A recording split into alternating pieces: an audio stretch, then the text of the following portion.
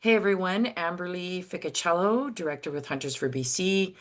We have a chronic wasting disease committee, so we work hard to make sure that we help the province share information around chronic wasting disease management and initiatives, disease updates, where the positives are, hunting information, all of that kind of stuff. And for those of you that may not know, we actually have launched, and I'll share it maybe towards the end, a new built by hunters for hunters chronic wasting disease website with Cait and just trying to create a space that is specific to hunters and what they need to know about hunting. So, without further ado, I am going to introduce one of my favorite people in the whole world, Cait Nelson. Cait is a biologist and she is the lead for the BC Wildlife Health Program, chronic wasting disease guru. And tonight we've revised our agenda, or not revised, perhaps updated our agenda a little bit. We want to talk about some of the things that have worked and not worked in other places, and really to dispel the myth that BC may be copying other jurisdictions that have had, perhaps perceived failures in their management of chronic wasting disease. So with that, Cait, I'm just going to let you roll it out. Thank you, Amberly. And thanks for joining tonight. Yeah, Amberly set it up so that, we've got this Zoom format. I have a short slide deck that I'll go through, but, hopefully this is mainly just an opportunity to have a conversation and ask questions, and hopefully I have some answers. But yeah, I kind of wanted to focus a little bit tonight on. I always start every presentation with a bit of background material because I think that's important to just kind of set the stage for what we're dealing with and why, what the challenges are.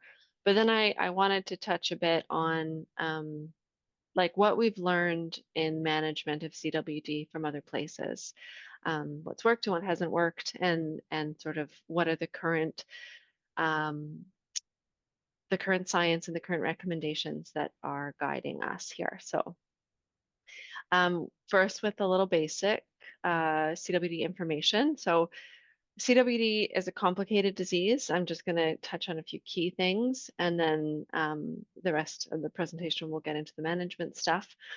Um, Chronic wasting disease, or CWD, is a neurological disease. It's always fatal. It's caused by an abnormal protein called a prion that accumulates in the tissue of the infected animal, primarily in the central nervous system and the brain. And so that leads to neurological deterioration in that animal. Only the species in the deer family are known to be affected by this disease. So that's deer, elk, moose, and caribou.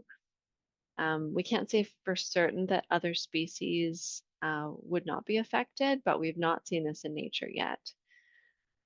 What we have seen is mainly deer affected by this disease, but also elk and moose populations with reduced survival rates and reduced population growth rates. And over time, we see population decline. So in some places that have not been successful in managing CWD, they've seen, upwards of 50% declines in their deer and elk populations. And unfortunately, those numbers continue to go down because populations do not recover from this disease. There's some other diseases out there that, you'll have an outbreak and animals will die, but often those populations have a chance to recover. But with CWD, we don't see that. It's just kind of um, an ugly trajectory if it's not managed. So there's currently no direct evidence that CWD can transfer to people. But of course, there is some public health concerns around this because our public health experts cannot rule out that potential for transmission to people. They can't rule it out completely. So the health authorities do recommend that infected animals are not eaten. Animals can become infected by either direct contact with infected animals or indirectly by picking up these prions from contaminated environments. So soil, water, plants. The prions can be present in all of that.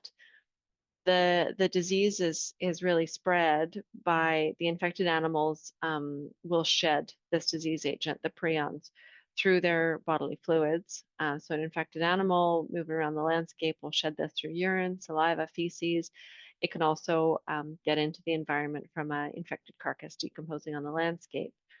So this potential to contaminate the environment is one of the most challenging things about CWD, because when these prions get into the environment, they will persist for several years. We don't actually know how long, but many years. And they are resistant to disinfectants, to burning, to freezing. So once they get into the environment, they present an ongoing source of disease. And from the food safety perspective, CWD is not like other diseases, like parasites or viruses or bacteria that are often safe to eat the meat after cooking. That's not the case with prion diseases. So, cooking an infected animal, if they are infected, cooking that meat does not eliminate the prion. So, that's tricky. The other really challenging thing about this disease is that most infected animals appear healthy. So, we call these animals silent carriers because we rarely see animals exhibiting symptoms in the wild. There's no signal for us that there's something wrong, hence the silent carrier. Um, the reason for this is that it takes several months for any symptoms to show, and symptoms really only tend to show in the late stages of disease right before the animal dies. Um, Predators are likely to pick off these animals before people would notice any changes. Um, And so in most cases, the majority of animals that test positive for CWD are healthy looking hunter harvested animals. So even when you're processing a harvested animal, there's no way to tell just by looking at it if it is infected. There's no signal, there's no sign. The only way to know for sure is through testing. So, switching to management a little bit, we've learned so much from the experience of other places over the last couple of decades. What's worked in CWD management, what hasn't worked. Here are some of the kind of key learnings from those experiences. One of the most important things is early detection. That's really critical. Uh, for example, when certain places detect the disease, if it's reached 5% disease prevalence, or the percentage of animals infected has reached 5% or more, then there's much less success in trying to control it at that point. So catching it early and applying management intervention quickly is really key. Another key learning is that precision actions, so meaning like really focused, small scale actions in key areas that is based on sound data, are more effective and generally more accepted by the public, by hunters. Um, so overall, just more successful. Sustained CWD management is really important for the long term, because we need to sustain those efforts to have any meaningful impact or effect on this disease. And the last point that's really key to all of this is that without meaningful consultation and buy-in from hunters and from the public, um, you really risk losing that critical support that you need for CWD management. Um, we're unlikely to see 100% agreement on CWD management, but we need to keep working towards a CWD management strategies that key partners are okay with and are part of, because hunting is the most important tool in CWD management, and so that collaboration is really important, is critical. Um, Eradication of CWD is unlikely, but if we look forward 15 or 20 years, successful management would look like um, very slow or no spread of disease and maintaining like the low infection rates. So that's the goal. So what we've learned from the experience of others, eradication is unlikely, but there are tools now that can help to um, slow the spread and slow transmission, and keep those infection rates low. And so that's the goal. Now, before we got here, there was a lot of trial and error, and a lot of learning and a lot of adapting. There were culling programs in places like Alberta and Wisconsin that were implemented to try and stop the spread, but they were very unpopular and were shut down. And so management efforts in some places that kind of came out of the gate with these plans that, without the consultation with the hunting group and without, the support from the hunters, they were kind of derailed. And then those places were left. They didn't really have any tools at that point, and CWD took hold. But from these efforts, we did learn a ton. We learned that from all those animals that they removed and tested, we learned that CWD cases are most often clustered on the landscape, so they're not evenly distributed on the landscape. So what we learned from that is that these broad scale culling programs were maybe not needed. It allows us to really target management in specific areas on a much smaller scale. And that is more efficient and more effective at removing infected animals from the landscape, and it's generally more accepted by the public. We also learned that just through all of that information gained from testing animals that were removed from these programs, we learned that in some cases, not all cases, the disease is often driven by certain segments of the population. So like in Alberta, for example, it was really driven by adult male mule deer for the first, 10, 15 years. And so having that information can then help us to focus our management, towards those segments of the population. We've also learned a lot from, oh, yeah, there we go. We also learned a lot from advancements in the testing through these programs in the early days. It's through this that a lot of the current cutting edge tools have been developed and are able to test.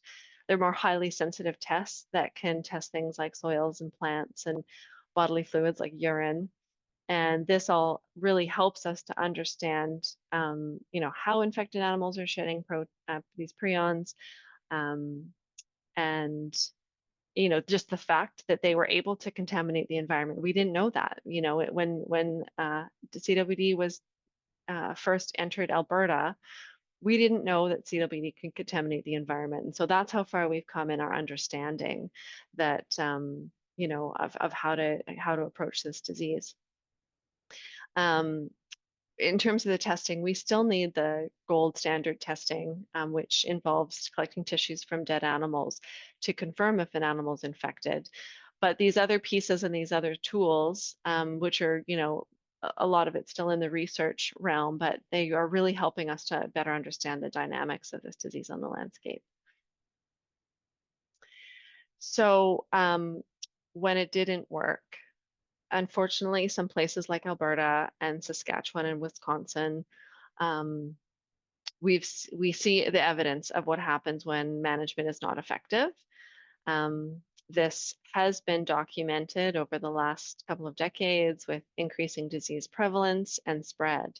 So you can see that, exponential curve with the Alberta data on the left there, just showing those control efforts in the first 3 years where they did the culling, they maybe were keeping the prevalence rates down, but obviously those strategies were not successful. And so what ended up happening was the disease kind of took hold. Um, the disease is now well established in these places, and so there's little that management can do to control it at this point. But really we continue to learn so much from their monitoring and from their research. But we certainly don't want to end up in the same position that these jurisdictions are in today. Um, Thankfully, there are some good news stories also.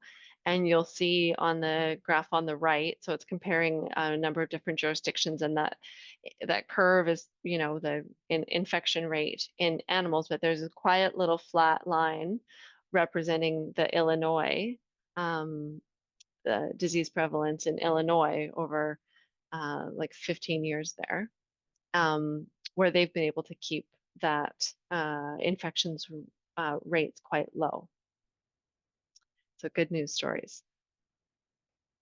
Um, let's talk about what worked, what has worked. So the Western Association of Fish and Wildlife Agencies, or WAFWA, has taken all these learnings and experience from other places, and they've put together recommendations that for CWD management in the West, and most jurisdictions are now following these.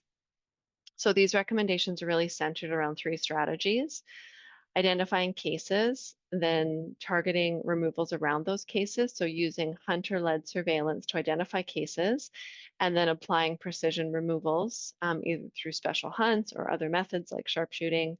Ideally, these would involve a combination of methods for maximum efficacy.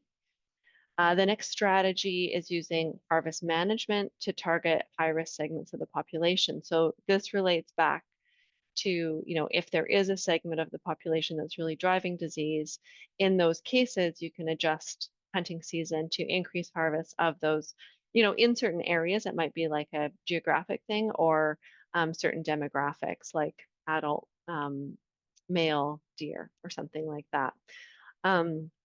Surveillance data that we collect tells us which, if there are segments of the populations that are standing out as being a driver for disease.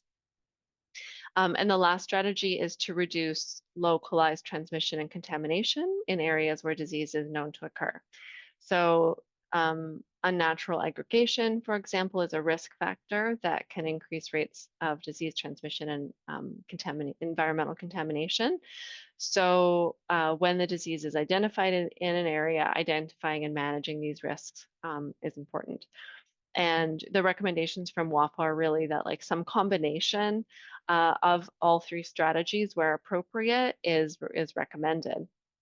But a caution that the disease, does behave differently in different situations and different ecosystems. That we've seen that. So we have to be careful not to just have like a cookie cutter approach. What Illinois did, we should do here, because it's a very different situation. And so that management strategy really needs to be tailored to that, the situation that you're in, the animals, the landscape, and importantly, the people that are involved too. So we can take some of these recommendations and then kind of build a strategy that makes sense for us. Now back to Illinois for a minute. I mentioned that most jurisdictions are now following the recommended approaches that WAFWA has put forward. However, there are few places that have really applied them consistently for a long period of time, so that we could actually see evidence of effect. But the best example where we have seen this evidence is in Illinois. They have the best kind of long-term data set. They have been applying these, some version of these recommendations from day one in the early 2000s. I mean, the Illinois story is not perfect. As you can see in the just graph on the left, their prevalence is starting to creep up towards 7%. Um, but this, the 7% disease prevalence, that's not across the state. That's just in a few pockets. You can see that on the heat map on the right, which kind of the darker shaded areas are where they have these higher areas of disease surveillance. They also have very high deer densities in Illinois, which is working against them. But many herds remain at low prevalence, and they've been able to sustain that for over 20 years now. And they've been able to sustain a really healthy partnership with hunters for that time. So, so this is really an example that I think there's a lot of uh, positive outcomes, some promising impacts. Again, it's not perfect, but when we compare this, their Illinois experience to some other places like Alberta, um, Wisconsin, Saskatchewan, where they have much higher disease prevalence over the same time period because of, clearly Illinois had better success, and I think that's a lot that we can learn from. So what did they do that was different from other places? Um, First of all, Illinois wildlife managers sat down with hunters to develop the plan together, and I think that was the key to their success. They've been adaptable over the years, and just having a really meaningful partnership and collaboration and coordination with the hunting community. So the plan that was developed and implemented was something that everybody was behind and supported. They they followed, following the WAFWA recommendation, they applied this two-step approach with hunter-led surveillance to identify cases on the landscape, and then followed up with um, a combination of some special hunts and some agency sharpshooting to zero in and remove infected animals from those specific areas. By doing this, you can be, and they've demonstrated that you can be a lot more effective at removing infected animals from the landscape while not having to remove as many animals. Like once you've identified the case and zero in on that small scale, then when you're having to, your targeted removals can be on a very small number of animals in those areas. So now remember that uh, there's very high density whitetail populations in Illinois. I think it's close to 150,000 whitetails are harvested every year. So the scale is like far beyond what BC would ever see. But by these numbers, for every positive animal that they identified, the agency would go in and remove an additional 6 animals through sharpshooting in that cluster to try and get any additional infected animals off the landscape. Um, and by doing that, they were able to remove almost 4 times as many infected animals relative to hunting, just like the hunters. However, I want to say the hunters are like definitely showing up in Illinois and doing a great job of also removing infected animals from the landscape. So the combination of these two approaches has been quite successful. So that collaboration and coordination was really key, and knowing where to target that management through the hunter surveillance, the hunter-led surveillance was really key. Now, Illinois has 3 goals for management in their state, which I think we can all relate to: protecting and maintaining healthy deer populations, minimizing areas where CWD currently occurs. So there may be some spots now in Illinois where the disease might take hold, but they've got, the majority of the state is still in good shape. And so um, they want to prevent it, try and contain it as much as they can. And lastly, just maintaining the deer hunting opportunities throughout the state. And obviously, that's really important to their partners. So, they're obviously concerned about this uptick in prevalence. And this year, Illinois is totally refocusing their management, still following the same principles, but really doubling down on those areas that have low prevalence or very recent detections to really, ensure that that disease doesn't take hold in those areas. So here we are in BC. We are in the very early days of this, and I believe that we're in very good position with low infection rates, currently at 0.1% disease prevalence. We have very strong surveillance data, thanks to hunters, with over 4,000 samples submitted from the Kootenay region last year. And most importantly, so far and for many, many years before we had the detection, we've had great hunter support and incredible hunters participation, and that continues. Um, so that's really key. So what's next? Kind of this is the cliffhanger now. So you'll have to like come back to in August, our information session in August, to find out what we're going to do next. Just kidding, kind of. We do have some decisions pending about some adjustments in the upcoming hunting season, but for the most part, we will continue to follow these WAFA recommendations and the goals and the input that are brought forward by our partners. So, that's what we're doing now. We're identifying cases through hunter-led surveillance in the fall, reviewing that data with our collaborative team and forming strategies that will zero in on those identified cases and any high-risk situations. We're also going to maintain the measures that are in place currently to prevent spread through some of the carcass transport restrictions, and really focus too on increasing awareness and the education around those risks. So more to come, but that's where we're at right now. So that's it for the deck. I hope I didn't talk for too long. Just contact information there.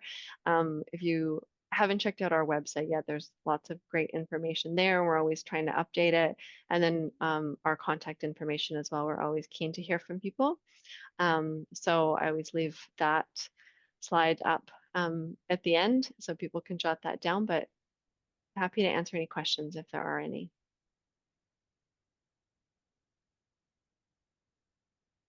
Okay, team, so here's your options. You can just stick your hand in the air with your little emoji thing, or physically stick your hand in the air. The goal here is to chat a little bit about just about the questions, and one of the things that we've really seen kind of making the rounds in terms of conversations online or amongst hunters in the community is this idea that BC is copycatting, and there's some lots of inflammatory words around culling or that sort of stuff. So what we wanted with Cait this time was just to talk, how BC's management plan is really specific to BC. And it's based on the last 40 years of learned knowledge of what's been working and what hasn't been working in other jurisdictions, what's developed in terms of research and known disease and all of that sort of stuff. So if you guys don't stick your hand up in the air, I'm actually going to ask Cait to come back um, come back to Cait. At our last Zoom info session, one of the things that I found really, really powerful in the conversations that we had was the conversation around how long prions would potentially take to affect humans and the Mm, challenges in even diagnosing that. okay, yeah. So I'll give you guys a minute to come up with some questions. Okay, so let's go into that. I found that Hmm. incredibly impactful and powerful. Yeah. Prion diseases are fascinating and scary and complicated. Um, and they're very different. So we see prion diseases in different groups of animals and even people. So there's mad cow disease or BSC in cattle is prion disease, and there we know a little bit more about that, but it presents very differently than CWD. Scrapie is a prion disease that affects sheep and goats. Also, that has been around a lot longer, so we know a bit more about it, but again, very different disease. Um, there are some prion diseases that have shown up in people. Um, Creutzfeldt-Jakob disease is a prion disease in people. Sometimes it can be it's very rare. Sometimes it can be what they call like sporadic, where it just kind of appears. Or there's the Creutzfeldt-Jakob disease, like the variant of Creutzfeldt-Jakob disease, which was the prion disease that um, presented when people consumed the meat of the infected cattle that had that mad cow disease. Um, there are some other examples of prion diseases in people, like Kuru, is a prion disease in people that popped up in a very remote indigenous group in the South Pacific, and they actually had some kind of cannibalistic rituals. When somebody in the community passed away, they would consume that person. And interestingly, there was a real uh, difference between when disease presented in the males in that um, culture versus the women and the children. Because when they would consume those people, the men would consume the muscle tissue, and the women and the children would consume the organs and the brain tissue.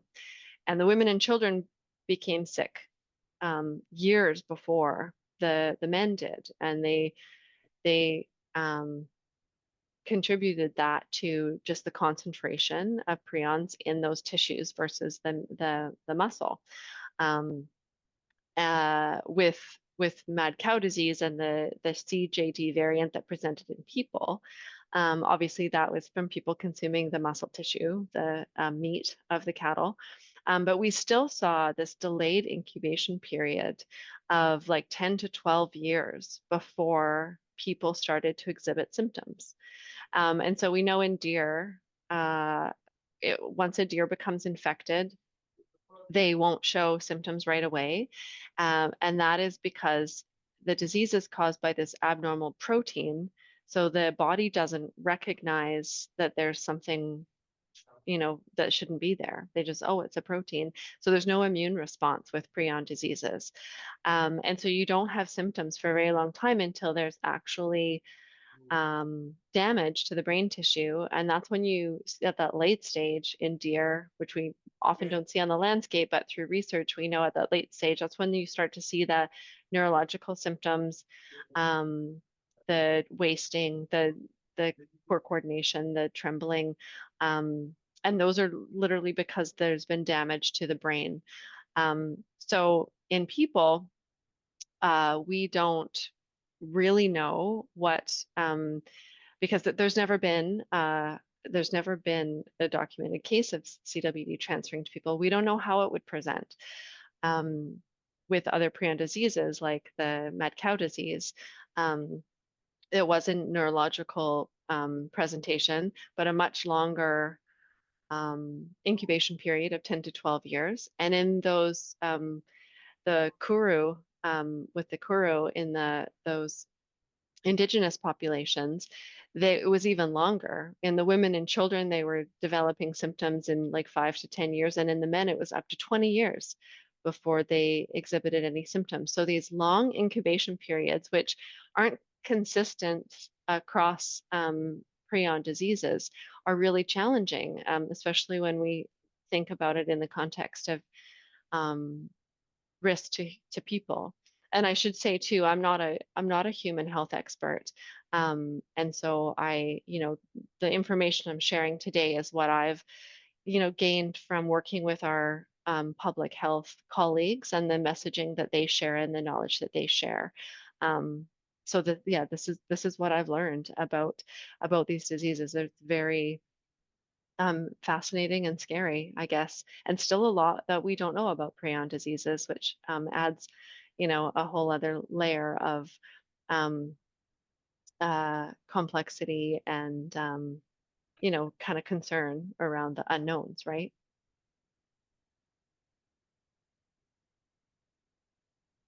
Yeah, that's super cool. It's going to bring us up to in August. Our next info session is going to have Cait remind me again of all of her credentials for that August info session because she's For super cool. Jessica, Yes. yeah, Jessica Russell is a colleague that we were so fortunate to connect with.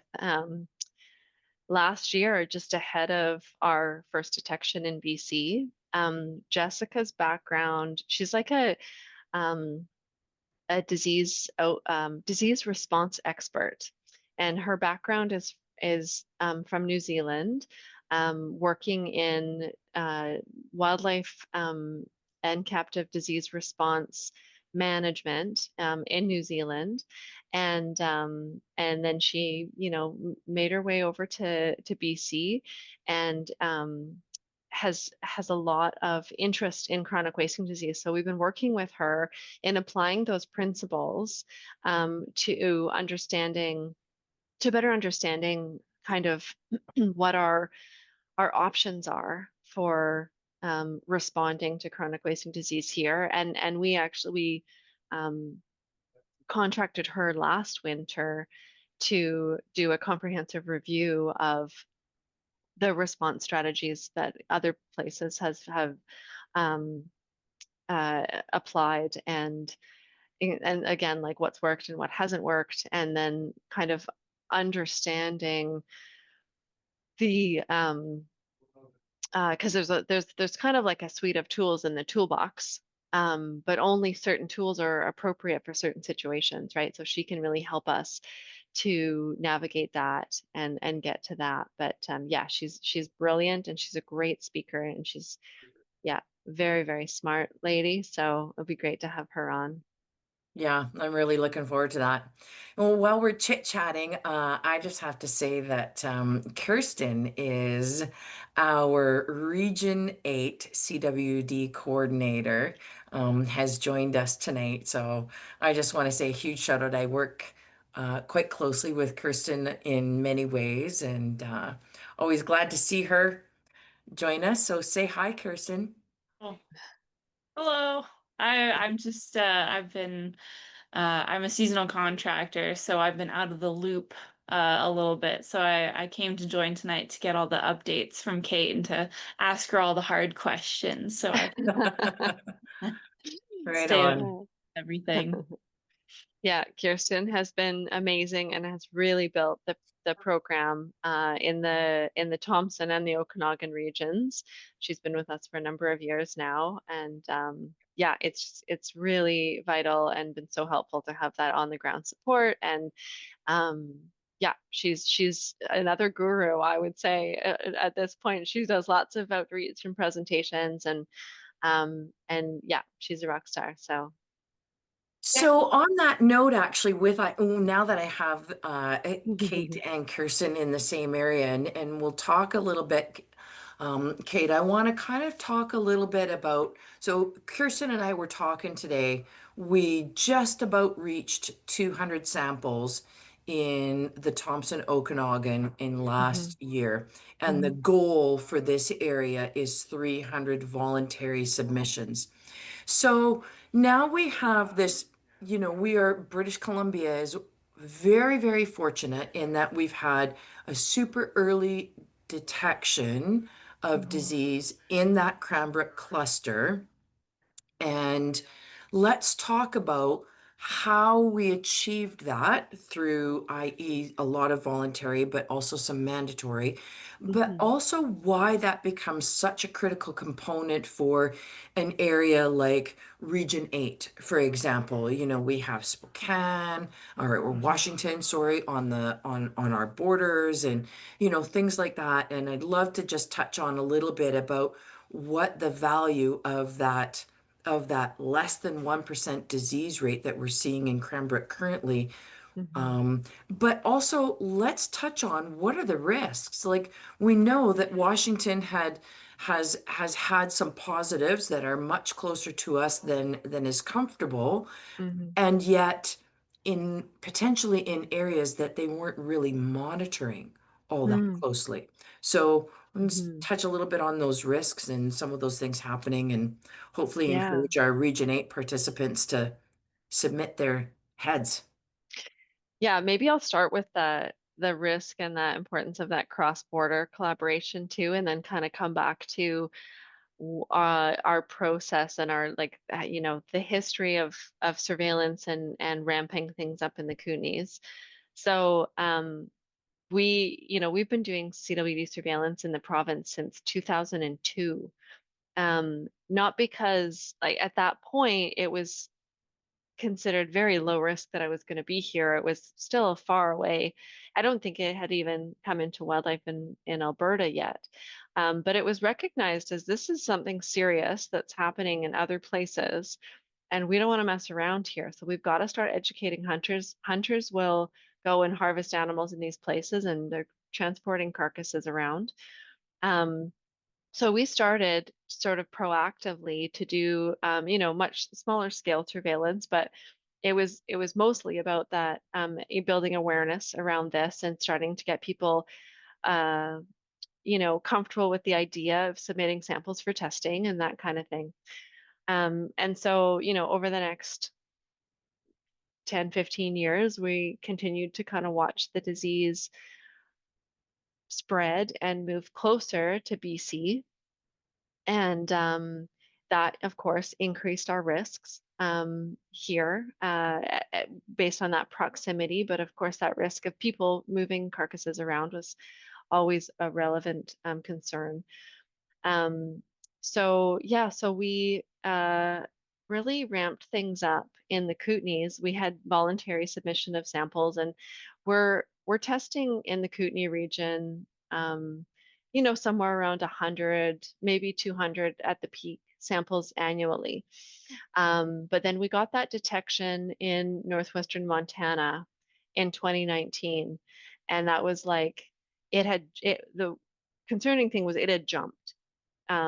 It was the first time it was detected on this side of the Rocky Mountains. We knew it was coming, moving westward across Alberta, but it really jumped when it came into northwest Montana.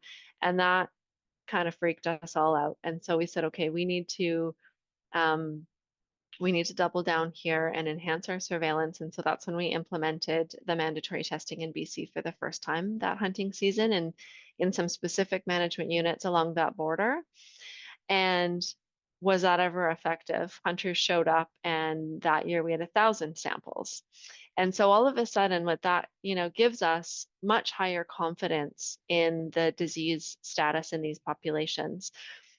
I reported earlier that our current disease prevalence is 0.1% infection rate. You can imagine how many animals you need to sample to be able to pick up those few cases on the landscape. Um, but those few cases are like the spark, right? They're like the little spark or the little campfire that somebody left unattended, and they'll just, kind of simmer away until they catch, and then you have a forest fire. And that's what we need to avoid is we need to test as many animals as we can. The vast majority are going to come back negative or healthy. But if we don't do that, then we're going to miss those little sparks when they sneak in. And thankfully, through the mandatory testing and the hunter participation in the Kootenays, that's what we were able to do was we caught those sparks early. So um, of course, we can't test 4,000 animals from every region across BC. I mean, that would be the safest thing, but it's not practical. And so we work with epidemiologists and experts in this field to help us guide what our sample targets are. And that's where the 300 samples per year per region comes from, given the current risk in the Okanagan. And I think that looking at what's happening in Washington and northern Idaho, that risk level, we're going to start turning that dial, and we're going to have to start um, increasing effort in that area um, pretty soon. But based on what we're seeing so far in Washington and North Idaho, is they look to be they weren't doing a lot of surveillance previously because they weren't really expecting this. In both cases, it's kind of jumped. It jumped into Montana, and then it kind of jumped over into Idaho, North Idaho, and then kind of jumped. I mean, it's still within natural animal range, so it's not out of it's not crazy that we've detected it in Washington, but it's kind of moving at a greater rate than we've seen it tracking across Alberta. So they're ramping up their surveillance efforts, and so far they're only detecting a small number of samples as well, which is really promising. The Montana situation is a little different in the Libby, Montana area because that outbreak has been an urban deer population.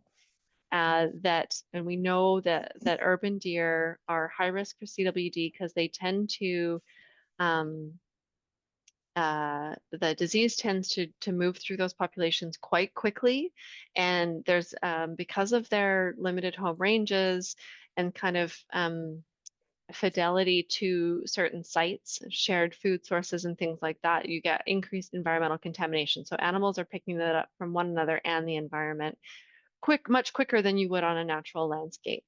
So that Libby situation still seems to be contained to the Libby area, but with pretty high prevalence. I think they're up to 17% prevalence right now in the Libby urban deer population, which is a concerning source, right, of disease.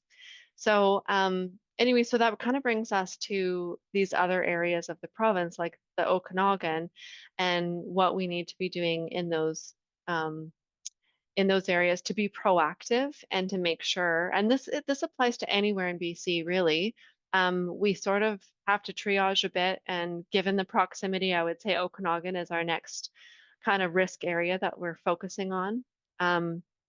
But because an infected carcass can be moved anywhere in BC, it's important that we are continuing to do voluntary surveillance across the province, and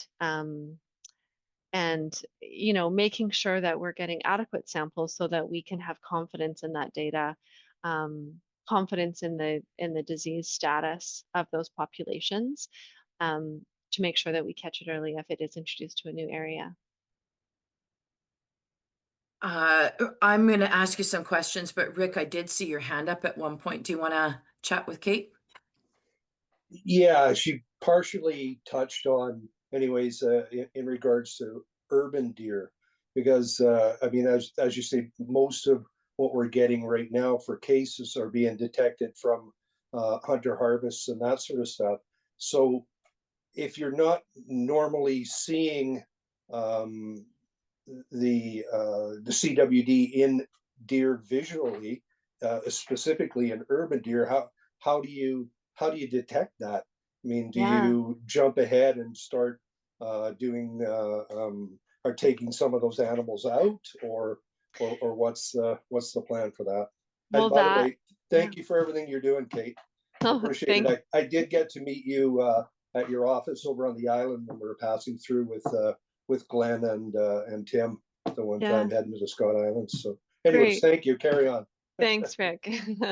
Um, yes, so that is why, I mean, your question about how do we detect this disease when we can't observe symptoms in animals that is why that partnership with hunters is so critical, because we need those samples. We need to test a lot of animals to be able to catch these first cases. And we don't want to have to go out and remove additional animals. So our goal is to test as many animals that are already being removed from the landscape through hunter harvest and other means. Roadkill is also an excellent sample for us. Just opportunistic mortalities. There are a huge number of animals being removed from the landscape already, and that can provide us with the information that we need to have confidence in our surveillance efforts. And so again, that is why that partnership with hunters is so essential. It's that's really how we're going to detect those cases. Of course, there's other situations like urban deer that are high risk, and there's no hunting opportunity, and sometimes we do try and collect roadkill from municipality like Cranbrook, but it's not, it doesn't necessarily give us those targets that we need, like a hunter sample would. And so sometimes other methods are warranted in those cases, like targeted removals and testing of urban deer. But in general, that hunter sample is critical, and we really wouldn't have a program without hunter support and hunters submitting samples. That's where we're getting our information. That's where we're getting, that information is providing that scientific basis for us to make informed decisions, smart decisions on how to manage this. So Awesome. Kirsten. Yeah, maybe if you could just elaborate a bit more, like in the kind of Cranbrook area, there was a positive case found close to the town, and then as a result of that, there was a removal from the city. mhm. And it, from what I could see, I mean, I would love to hear what your thoughts on if it was like successful and how it helped and what was the result of that. Yeah, thanks. So that's right. We did through the first number of cases that we detected, where there was one roadkill, which was actually our first positive case in the Cranbrook area, was a roadkill sample that was collected by trappers. So I've got to give a shout out to trappers as well as really important partners in this, because they collect roadkill and submit samples for us. Then that was the first case, and then the following year, this past 2024 hunting season, we got a couple more hunter submitted samples that came back positive, and they were all, in pretty close proximity to the what we would call like fringe of the urban deer population. Um, and we have, we're trying to learn more about the urban deer population, especially around Cranbrook, in terms of like, what are their ranges? Are they moving in and out of town? Are they interacting with surrounding populations? These are all pieces of information that we really need to assess the risk to the surrounding populations, right? Um, and we had some information about that. We're gaining more now through a collaring project, but we wanted to take a precautionary approach and say, if these deer are moving in and out of the city, then we need to, and we know that if the disease is in an urban deer population, it's going to spread more rapidly, and then it's going to be a problem because it becomes a source for disease for those surrounding populations and more natural habitats. And so that's what really triggered that targeted sampling and targeted removal and testing of the urban deer. What the outcome of that was that we detected just the one case out of 100 deer that were removed from Cranbrook. So again, a low disease prevalence, which was good, but it's in that population. And we know that based on some surveys and the surveys of urban deer in this area, we know that males come into town during the rut because the population of urban deer really increases significantly during that time. So again, red flag, that's a risk if these males are coming in and then they're going back out. We don't want that interaction to happen if CWD is in that population. But the 100 deer in Cranbrook represents somewhere, maybe a third, maybe a quarter of the population. So it's likely that there are additional infected animals in that population. And so we're going to, continue to monitor that and likely do additional um, removals of urban deer to mainly remove infected animals from the landscape so they're not contributing to that transmission and contamination.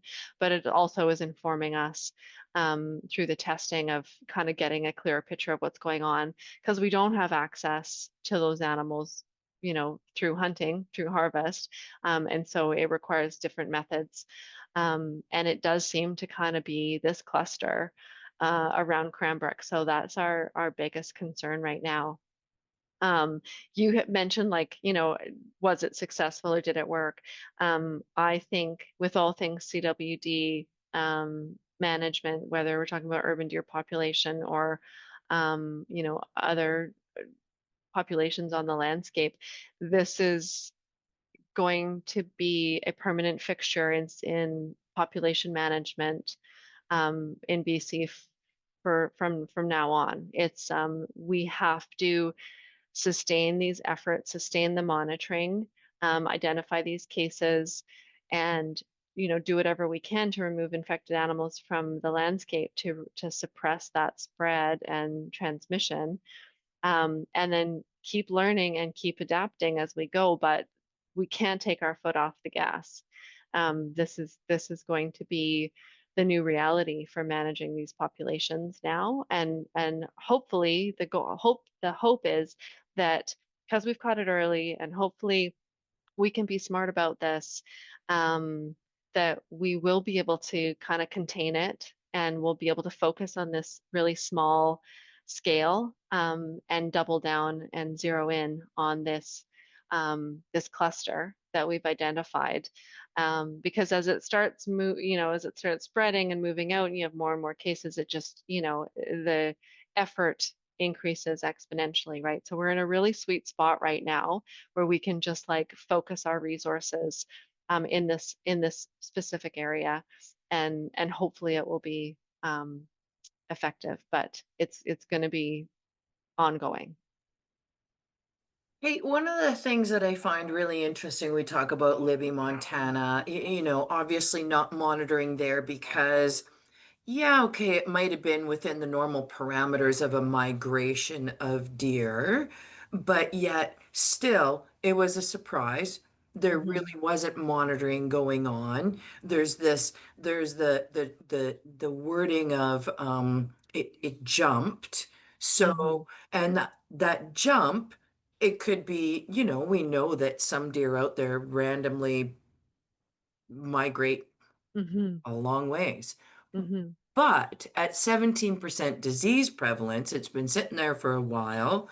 Hmm. Cranbrook appears to me to be, because of that cluster within that urban population, seems to also kind of fit a little bit of what I'm perceiving to be a jump. Yes, we've got some migration in and out of there, but we're not seeing with the testing that it's, Hmm. that we're finding it in those outside of that urban. So let's talk Hmm. about the jump. Yeah. And, and if it's some randy little buck that's come in to Hmm. breed the does or whatever, but more importantly, what are some of those other mechanisms, carcass, hay, things Hmm. like that that can cause that jump in CWD? It's happened in plenty of areas in the States. So Hmm. I think it's a really good point to kind of talk about. Yeah, for sure. So, I mean, the the fact is we will probably never know for sure where these cases originated from.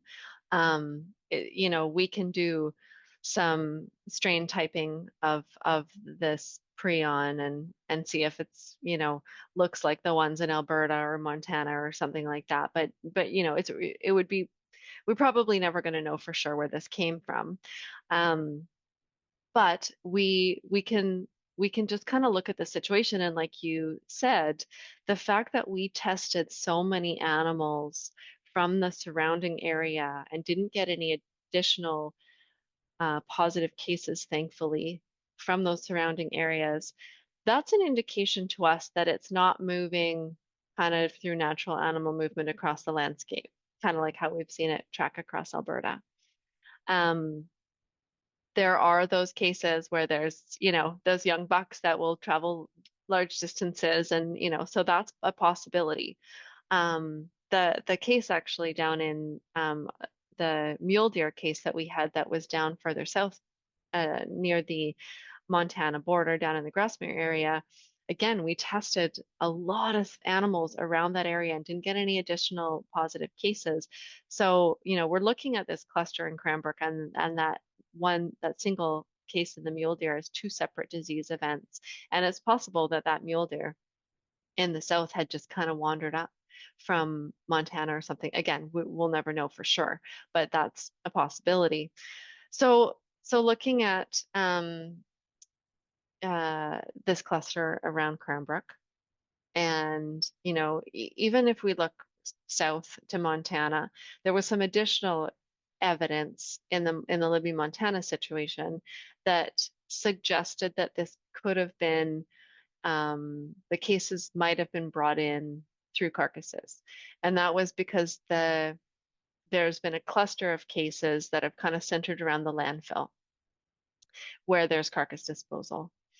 You know, we don't have that evidence around Cranbrook. So, but what we have seen around Cranbrook, you know, in addition to all the surveillance that we've done around and no positive cases, some of the other mechanisms that may have brought it in, if it wasn't a wandering young buck, could have come in on a carcass. We are, you know, there have been some anecdotal reports or communication around some, you know, areas near Cranbrook where carcasses are sometimes dumped.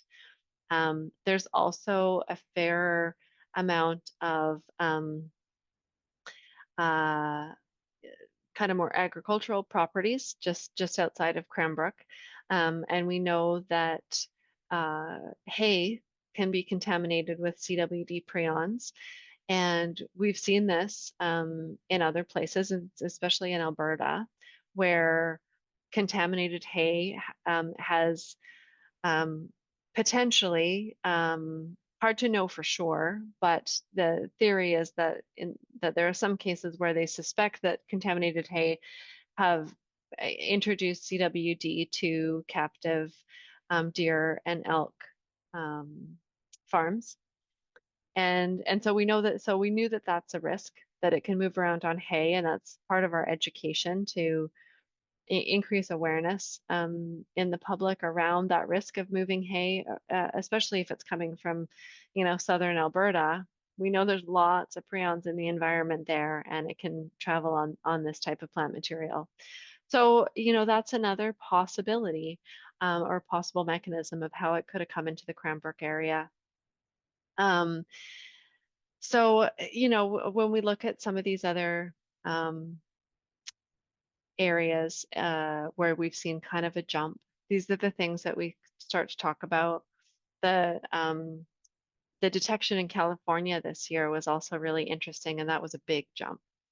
And again, I'm not familiar with that population and what they're learning down there so much, but just you look at it on a map, and I think that was a surprise. Thankfully, they were doing the monitoring, but yeah, so as much as we are focused on responding to these cases in the Cranbrook area, and the identified CWD cases in BC, we can't take our eyes off these potential risks that are ongoing and, um, you know, could be um, presenting a risk to other parts of BC, right? Because it's, yeah, like I said, it's Cranbrook was definitely, you know, identified as a high risk zone because of what was going on in southern Alberta and Montana and northwest Montana. We knew that that was kind of a hot zone. But the surveillance data is telling an interesting story right now, where it does kind of seem to be um, these isolated cases around Cranbrook. So it could be that, you know, something other than, you know, it could be any one of these mechanisms that could have brought it there. Kirsten. I think you had briefly touched on that there's been developments in soil testing and plant matter testing happening.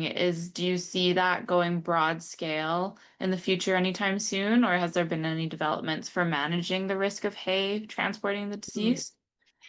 Yeah, great point. And I should have mentioned this, is that we currently don't have a way to test hay. And so that's a challenge. There's no way to test um, on a broad scale environmental samples, soil or hay, plants, you know, hay coming over the border.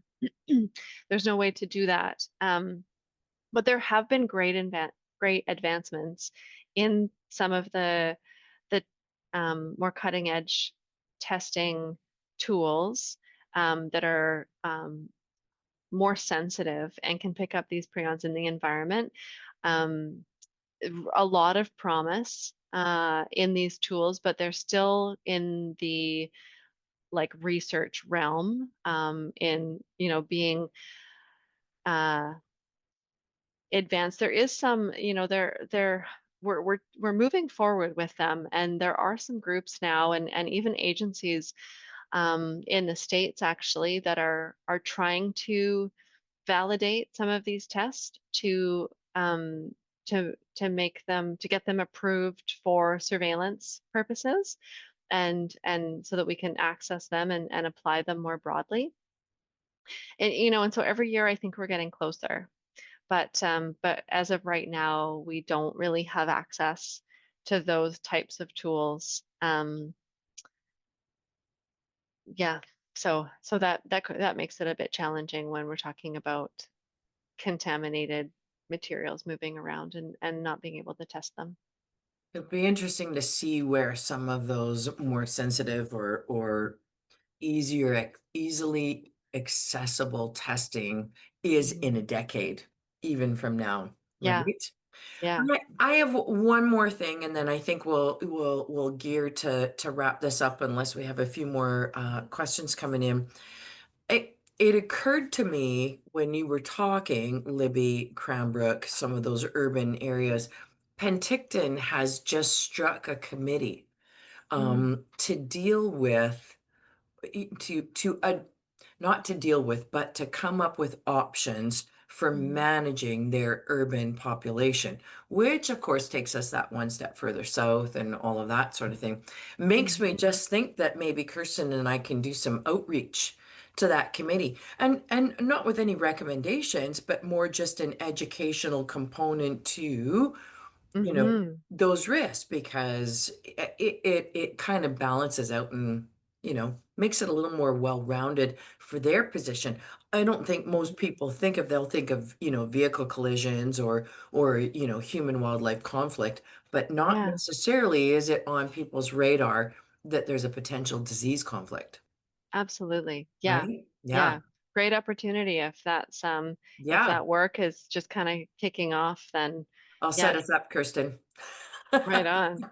Good idea. Yeah, right on. Mhm. That's awesome. Anybody else have any further questions for Cait tonight? Then we had some competition. The world is abuzz with IPCAs and, you Mhm. know, all kinds of things going on in the hunting world and trapping world that Yeah, that's things are grabbed some picking up. attention, and absolutely. But super awesome. We will work on editing a recording for people to get out there. Um, I'm going to take a half a moment since I can, and I'm going to, Want me to for stop sharing? those, yeah, stop Mhm. sharing because I am going to quickly introduce our audience. So, with uh, Cait and the CW team's guidance, we, Hunters for BC, launched a built by hunters for hunters website. And, excuse the video bombing in the background. That's Dean doing dog treats. Excuse me. Anyways, I just want you guys to be aware of this so that you can share. What we are trying to do is condense the broad amount of information available provincially and bring it into a hunter-focused website. So this website is now phase 1 complete, i.e. it's been built. Your role as a hunter, safe handling and meat samples, CWD zone maps, sample drop-off locations. What we are going to do with this website is just continually grab updates from Cait from the provincial website and then continue on. We're going to carry some news, any releases that have come out or are coming out that we're able to release. We are going to have, this is great every single time we have one of these webinars, or one of these info sessions, we are building out a massive database here for frequently asked questions. Mm. Phase 2 of the website that we are currently fundraising for is actually going to be interactive maps. Our goal is going to be able to have hunters drop into this website and where you're going to get, oh, I need to find my place in here. So where you're going to get CWD drop-off locations and stuff like that, we actually are going to develop a mapping out feature. You'll actually be able to tap on what's closest to you. It takes you and gives you directions right there, all of that sort of stuff. So we really, really, really encourage people to review the website. But what we want is feedback. More than just your review, we actually want to know what's missing, what can we develop that helps answer questions and that kind of stuff. Oh, here's our CWD. I also want to put a little bit of a shout out to iHunter. We've actually been working a little bit with iHunter with Cait and iHunter. It's the app. iHunter, when they have enough notice from the province about um, special hunts, about CWD zones or changes in those CWD zones, things like that, you will actually be able to find that information in the iHunter app. So we are working quite closely with them, and they're really, really keen on being able to provide that kind of information for us. So here's going to be where we will eventually get onto a interactive map. And this will take you to the different regions that are mandatory testing and all of that kind of stuff. So I just Great. want to give you a quick opportunity to know that it's there, cwdbc.ca. We tried to keep it really simple and easy and all of that sort of stuff. It's such an amazing tool, Amberly, because as you know, the BC government is not winning any awards for sexy website design, and Yeah, they're very hard yeah. to navigate. We do make our best effort to have all the resources there, and so we hope that it's an okay tool. But having something like this that is built by hunters for hunters is just fabulous. So well done. Thank you so much. And Cait, it is not to be dismissive. The province of BC has a massive amount of information to provide Hmm. to the public in general, not just to hunters. And Hmm. so this goal was really just to be able to start to develop that digital tool where hunters are really going to be able to interact with a website with maps, with boundaries, with drop-off locations, and that kind of thing. And so, yeah. So Great. there you go. This is ongoing work, ongoing progress, and all of that kind of stuff. Cool. Cool. Mhm. Okay. Well, thank you so much for the conversation. This is Yeah. great. Let's do it Yeah. again. Let's do it again in Yes, we August. will. August with Jessica and Cait, and we Right will on. talk about the human health aspect, what we know and Mhm. what we don't. Cool. Thanks, everybody. Have a Thank great night. you.